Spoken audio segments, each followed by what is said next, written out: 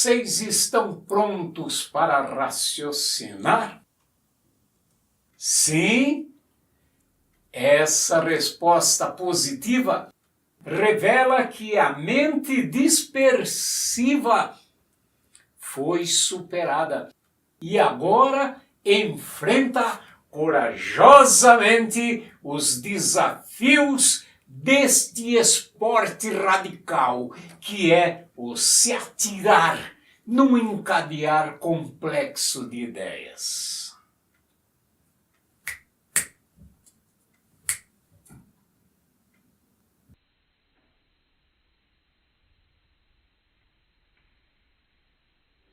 Claro que essa disposição de raciocinar pode esbarrar na dificuldade de entendimento. Mas quem aceita desafios intelectuais recusa o não entendimento como algo definitivo e busca a superação nos reprises do programa. É para isso que existem os reprises. Vocês estão prontos para desafios? Então, venham comigo. Comecemos lembrando daquela época em que não sabíamos nem qual era a nossa real identidade. Se alguém perguntasse para nós, quem é você? Como papagaios amestrados, repetíamos os nomes de uma identidade falsa. Uma identidade falsa que nos deram para repetir. Dizíamos, sou André de las Castanhas e Castela, amorenado de las Ruesas e Flores, e sou dentista graduado pela Universidade de Coimbra. Em seguida, exibíamos orgulhosos diplomas, títulos, fotos dos filhos, do cunhado e outros documentos que também nos deram para exibir.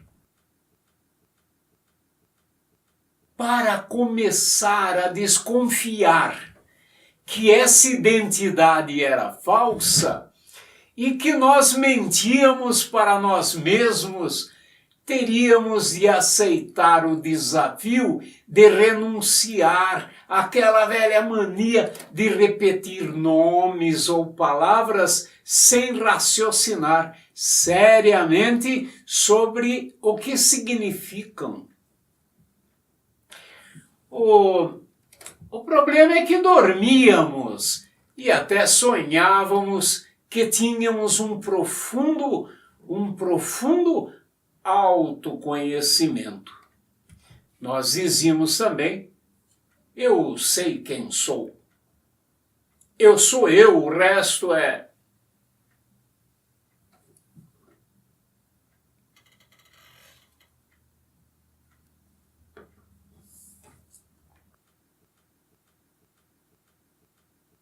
Então, achávamos que tínhamos um profundo autoconhecimento. Por esse motivo, também dizíamos que éramos crentes em Deus, ou então dizíamos crentes que Deus não existia. E com a mesma racionalidade de um papagaio amestrado, complementávamos, sou uma alma imortal, ou então sou um epifenômeno da matéria, um mortal excremento do cérebro. Lembrou desse tempo aí? Lembrou dessa época? Então, num dia iluminado, nós cansamos de papaguear e resolvemos aceitar o desafio fio e fomos investigar racionalmente e por nós mesmos quem somos. Claro, não foi nada fácil, mas realizamos um experimento pessoal e empírico no qual eu descobri que sou um eu aqui e você descobriu que é um eu aí. Depois, nós verificamos que toda a humanidade formada de cientistas, de intelectuais, de leigos, toda a humanidade pode reproduzir esta experiência pessoal e confirmar a verdade de que existimos cada qual como um eu que sente e pensa. Então, aí nós quisemos representar pela razão e de modo científico essa existência individual e singular que é a do eu e que pode ser confirmada de modo universal. Foi quando demos ao eu um valor exato e matemático de 1. Claro, afinal, o 1 existe de modo único e serve de princípio fundamental e elementar ao universo infinito do saber matemático. Assim como eu, serve de princípio fundamental ao universo finito ou infinito de todo saber.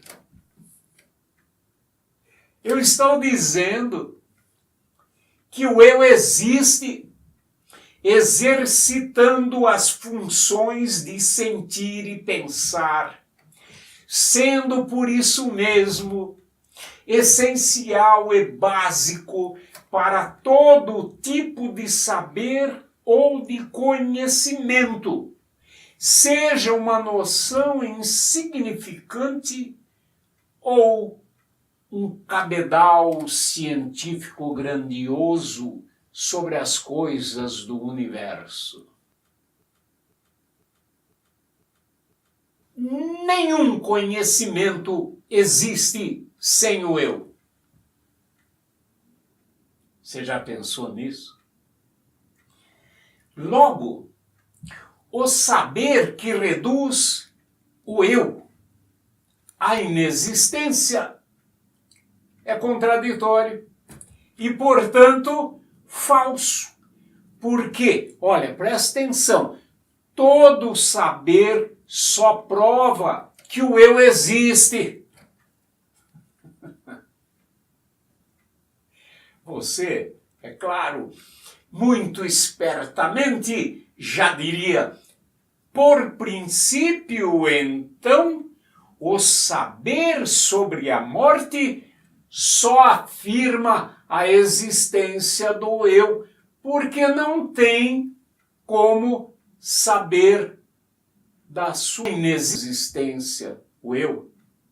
Não tem como saber da sua inexistência, porque tudo que ele sabe é sobre a existência. Entendeu? Entendeu? Você entendeu a lógica, é claro.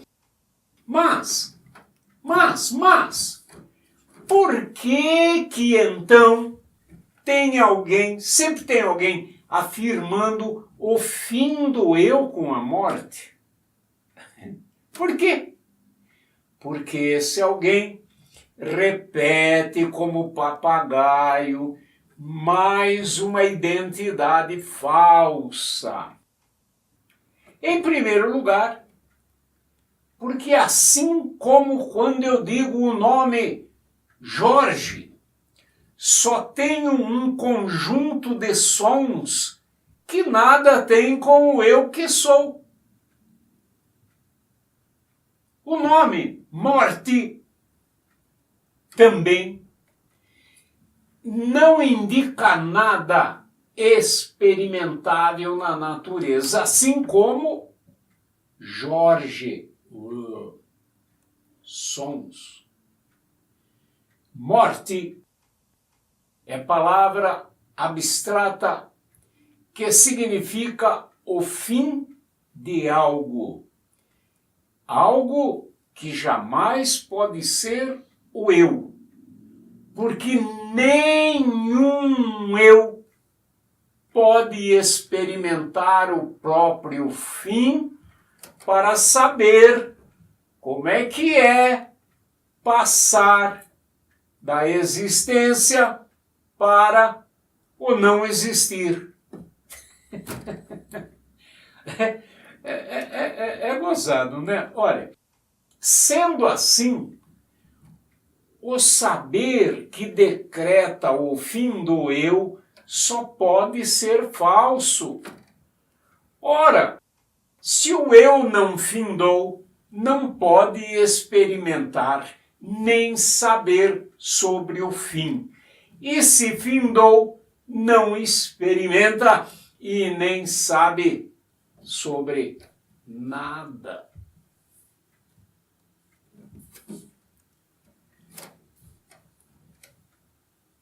Em segundo lugar, fim não existe na realidade. Fim. Você já viu algum fim por aí? Já viu algum fim andando por aí? Não existe. Como a palavra morte é verbo, precisa do eu que o conjuga. Mas conjuga antes de morrer, de acabar ou antes de findar. Assim, ó, eu morro, tu morres, ele morre. Nós morremos, vós morreis, eles morrem. Tá vendo que mentira? Eu morro no sentido de que eu findo. Como é que eu sei disso? Como é que eu sei? Como que eu posso afirmar isso? Conjugando um verbo. Olha, dizendo de outro modo, para o saber que a palavra morte indica, para que essa palavra tenha sentido, precisa de uma coisa que morre ou que chega ao fim, entendendo que morrer significa o fim. E nós já vimos que o eu não pode ser essa coisa. Seria outra coisa?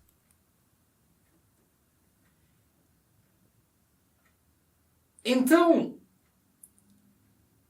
essa coisa existe.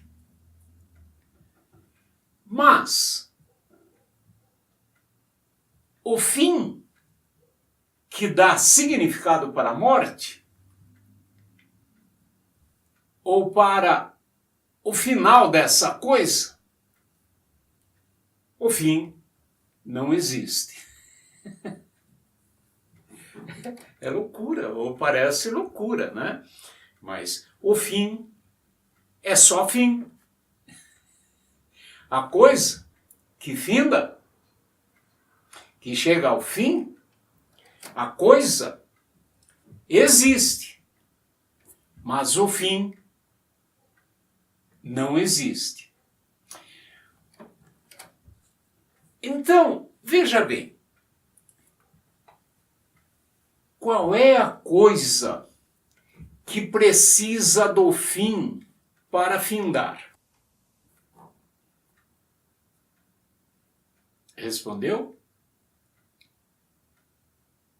Então, alguém crente que é esperto diria: a vida, a vida, a vida que é o conjunto das atividades vitais. Tá certo, tá bom. Lembre que nós fomos verificar se o conjunto das atividades vitais ou da vida existia na natureza, assim como o eu ou a pedra. E verificamos que vida também é apenas um nome dado para uma espécie de força vital, mitológica, força mitológica, que só existe como uma fantasia na cabeça de crentes repetidores. E as atividades vitais? Ou as atividades da vida também não existem por si na natureza. Eu explico, né? A gente já viu. Atividades são movimentos de corpos, corpos macros ou micros, e não as atividades. Não existem sem os corpos. É simples assim.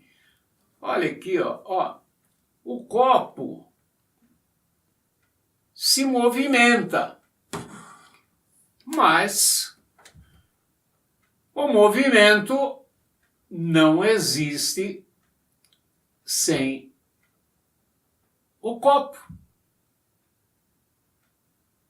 Então, só os corpos existem em atividade ou inertes. Vida, atividades vitais e características da vida são apenas recursos artificiosos e imaginosos do eu para saber, e não tem correspondência com coisa autônoma, singular, nenhuma na realidade natural.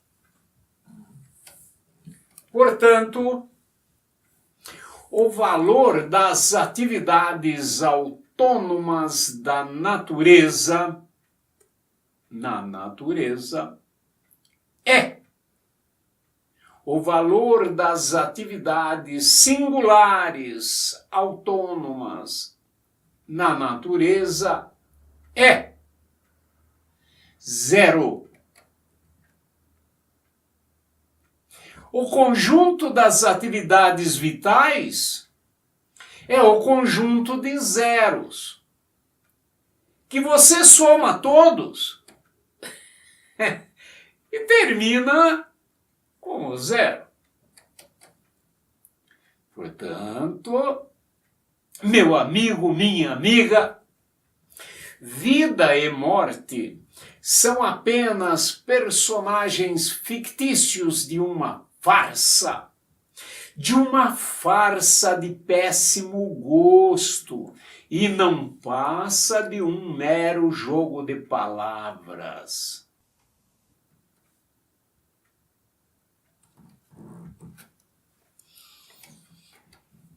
Mas o que teria levado o eu a produzir mais essa farsa?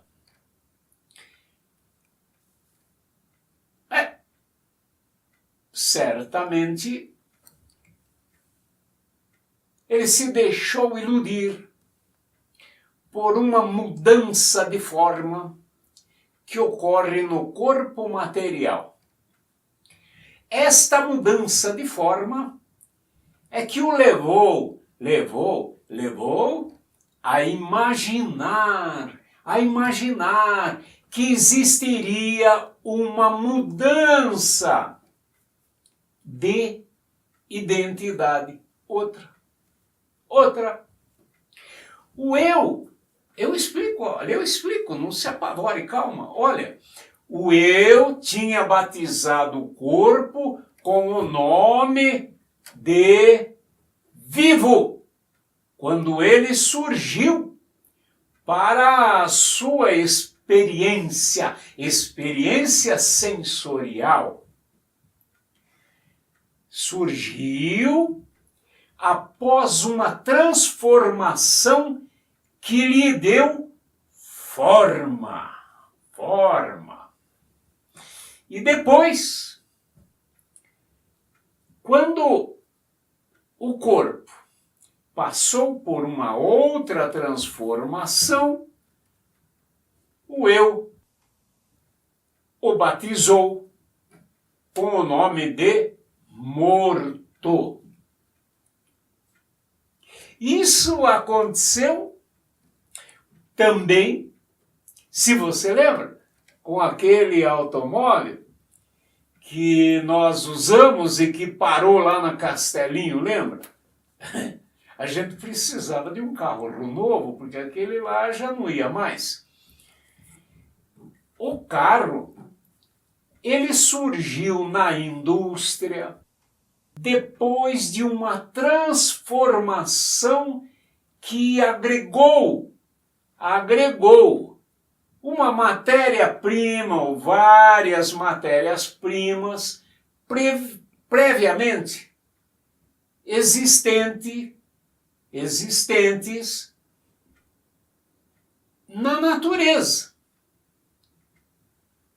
Essa matéria-prima é que veio dar a estrutura mecânica daquele veículo novinho em folha que nós compramos e usamos. Esse carro apresentou movimentos funcionais por um tempo,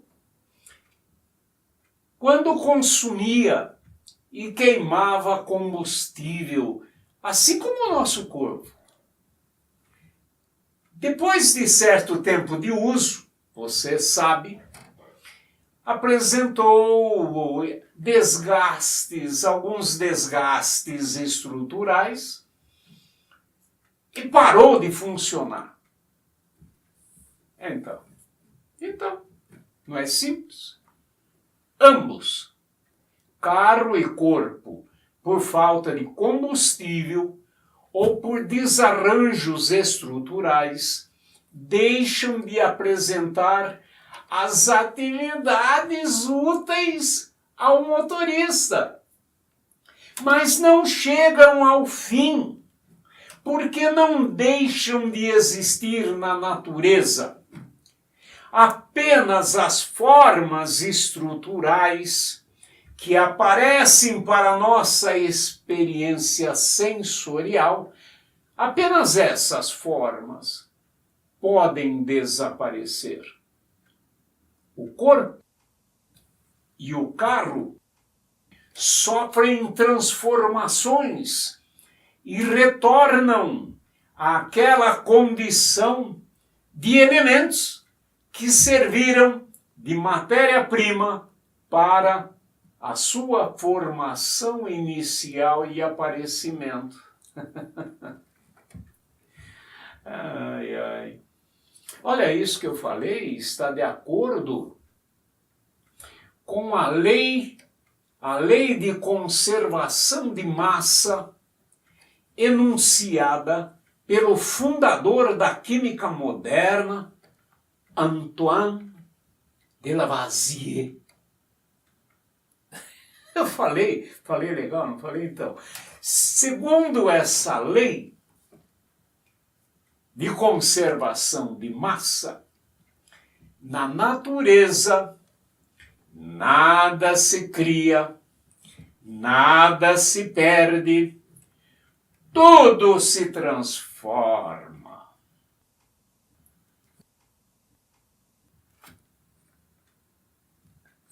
A moral desta história é que papagaio só repete confusão de identidades.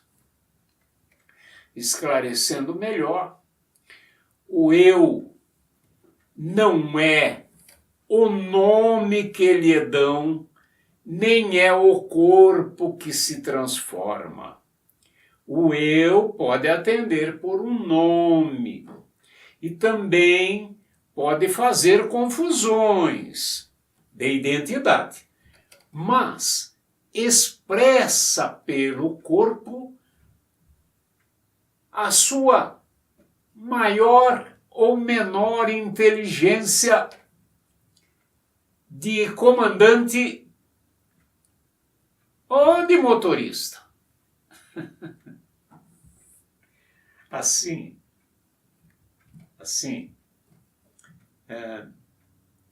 falando melhor, não há semelhança alguma entre o eu e o carro, ou entre o eu e o corpo.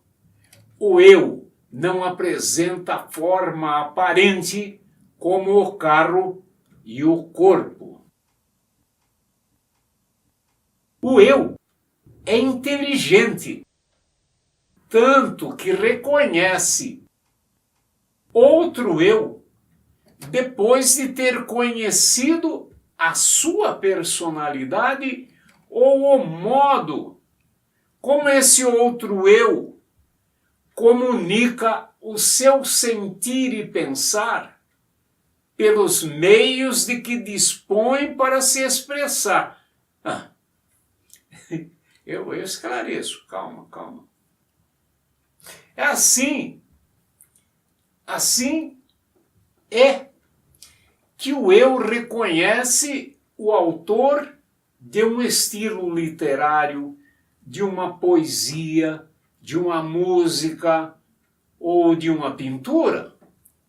Apreciamos ali uma pintura e dizemos, olha, isso aqui é de Picasso, o estilo é de Picasso. Se outra pessoa pintou, falsificou o estilo do Picasso. Então, o eu reconhece outra pessoa pela sua personalidade, pelo estilo literário, artístico, etc., sem, olha, presta atenção, sem que o corpo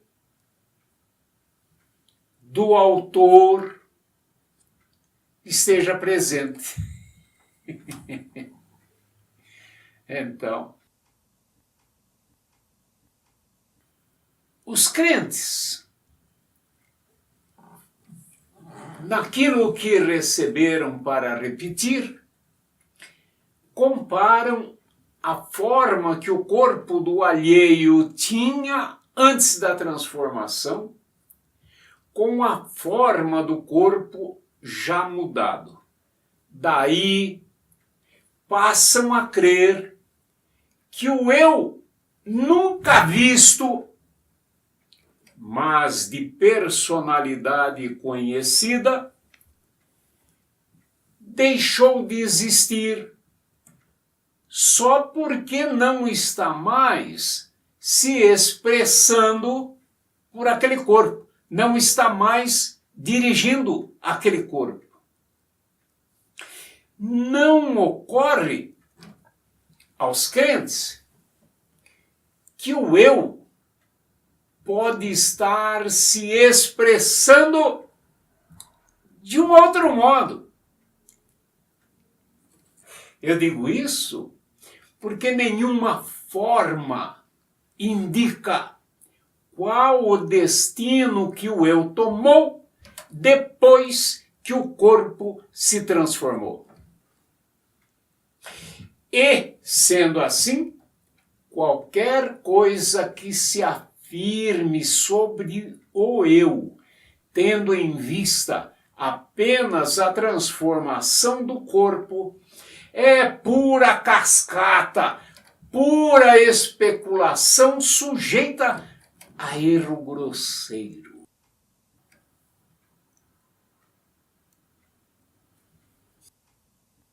Sempre é bom lembrar que a existência do eu é constatada diretamente por experiência pessoal. É bom lembrar também, e já vimos, que absolutamente todas as experiências de todos os homens, sejam experiências científicas, empíricas, apenas sensoriais ou intelectuais, todas são pessoais. Nós já vimos que tanto o cientista que descobriu a fórmula de um remédio milagroso, tanto quanto um primitivo que experimentou a banana em primeiro lugar. Ambos tiveram experiência pessoal. Ambos comunicaram. Isto é importantíssimo perceber, esta ideia da comunicação. Ambos comunicaram aos membros da comunidade que, após experimentarem, esses membros da comunidade, após experimentarem o remédio ou a banana, também de modo pessoal, constataram a existência óbvia do remédio e da banana. Os neurocientistas, maravilhosos. As técnicas utilizadas na atualidade pela medicina, provindas da neurociência, são extraordinárias. Mas os neurocientistas também confundem identidades quando observam nos neurônios cerebrais objetivas funções físicas, elétricas e químicas que expressam as funções dos neurônios e até mesmo do pensar e do sentir do eu. Eles também experimentam as formas dos fenômenos materiais e as confundem com as funções do eu. Que barbaridade, não? Que barbaridade!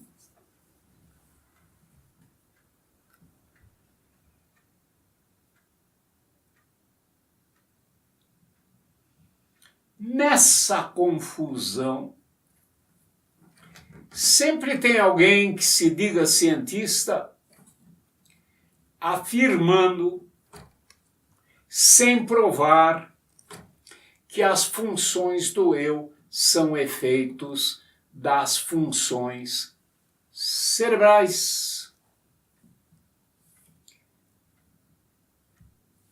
Seria possível provar o contrário disso? Olha, veja bem, meu amigo, veja bem, minha amiga, que nós já provamos que a existência do eu, com as suas funções, pode ser experimentada diretamente por todos nós. Já provamos também que pelo exercício da consciência racional podemos inferir por via intelectual e indiretamente a existência do eu na personalidade que se expressa, de novo, numa comunicação leiga, artística ou intelectual. Nós já provamos que o contrário, ou sobre o fim do eu, não há nenhuma prova. Só conversa fiada, conversa mole para boi dormir.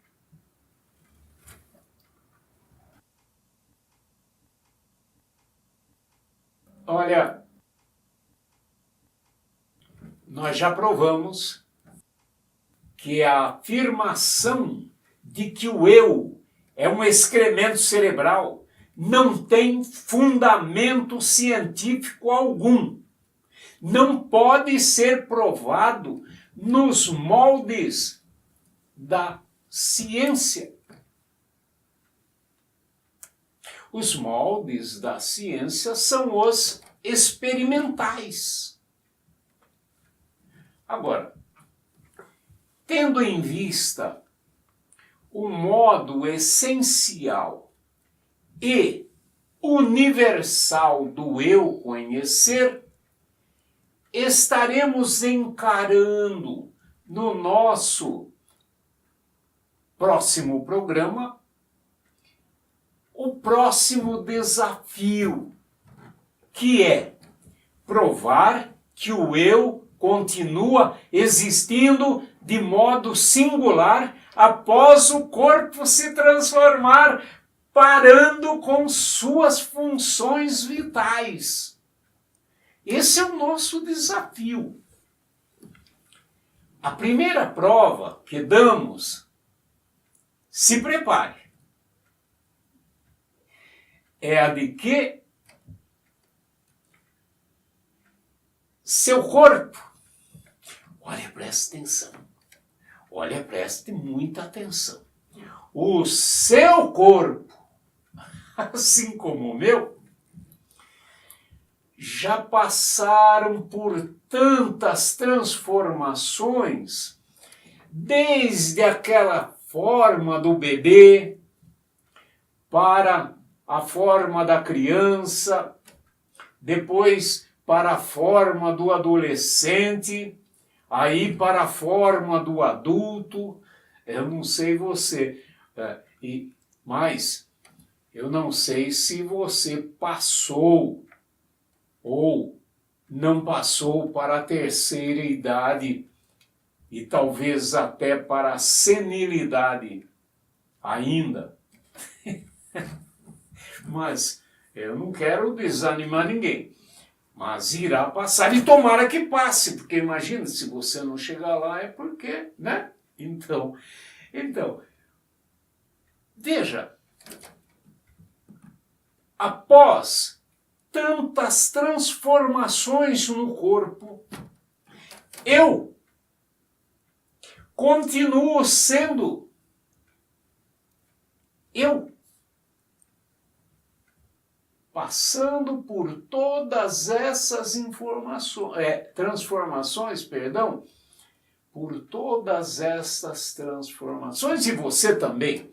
O eu continua sendo sempre o mesmo, não é? Não é? É claro que é.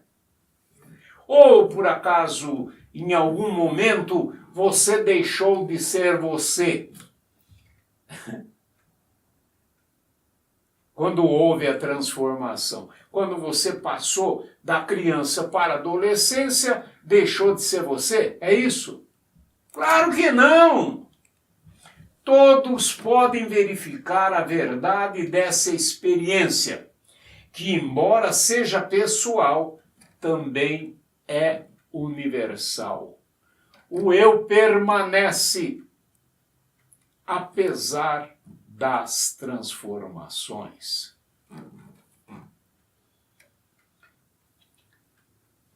Então, essa experiência pessoal que nós estamos levantando agora, prova, porque todos podem experimentar. Essa experiência prova que as transformações do corpo, de regra, não afetam o eu de modo a decretar o seu fim ou inexistência. Viu? Vamos analisar agora algumas outras expressões do eu. Nós vamos assistir um vídeo que circula aí pela YouTube sobre o cantor Antônio Marcos, grande cantor, grande cara, grande artista.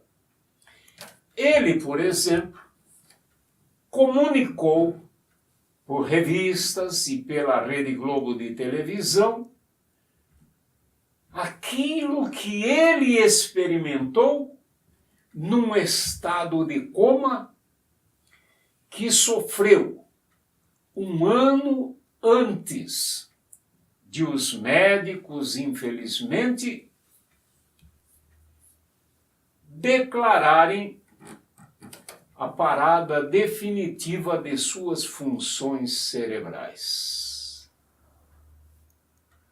De coma ou teve morte clínica e se recuperou. A medicina começa a estudar sem preconceitos os relatos dessas pessoas sobre o que viram e o que sentiram nos momentos dramáticos que viveram. O Dr. Morse cita milhares de casos, entrevistou centenas de crianças e tem gravado uma rigorosa seleção de 50 casos que ele considera como experiências verdadeiras de pessoas que atravessaram a fronteira da morte. As pessoas que não acreditam nesse tipo de experiência, diz ele, acham que talvez tudo não passe de sonhos, de fantasias e até de uma reação psicológica ao estresse de estar clinicamente morto. Alguns acham que essas experiências ocorrem por efeito de remédios tomados durante os tratamentos e as luzes brilhantes sejam apenas as luzes normais de uma sala de operação. Mas, depois de 8 anos de pesquisa, nós demonstramos que nenhuma dessas explicações é correta. Eu considero a experiência de atravessar a fronteira da morte como um fato real e perfeitamente normal. Deus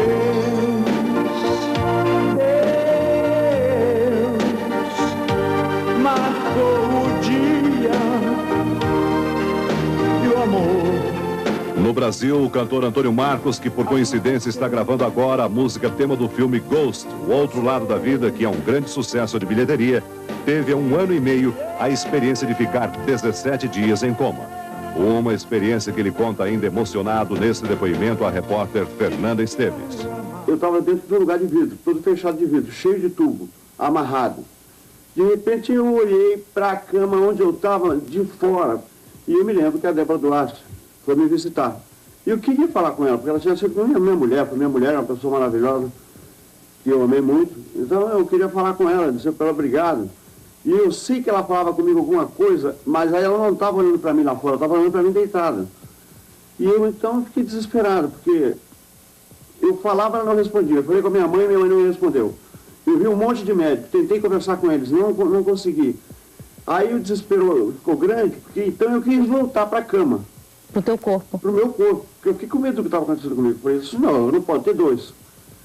Aí eu não voltava pro meu corpo, então eu fiquei desesperado. Eu lembro que o cara que estava lá fora chorava, olhando para o que estava lá dentro, deitado na cama.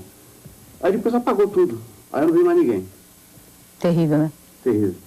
Uma experiência que o ser humano com certeza não conhece. E me parece que deve ser assim a passagem da gente para o outro lado. Pessoal, voltaremos a esse assunto, estaremos comentando isso que nós assistimos e outras coisas no nosso próximo programa. Eu, sinceramente, espero que vocês estejam lá comigo. Espero que estejam lá comigo, atentos e preparados, mais uma vez, para este esporte radical, que é raciocinar. Muito obrigado pela audiência e até mais ver.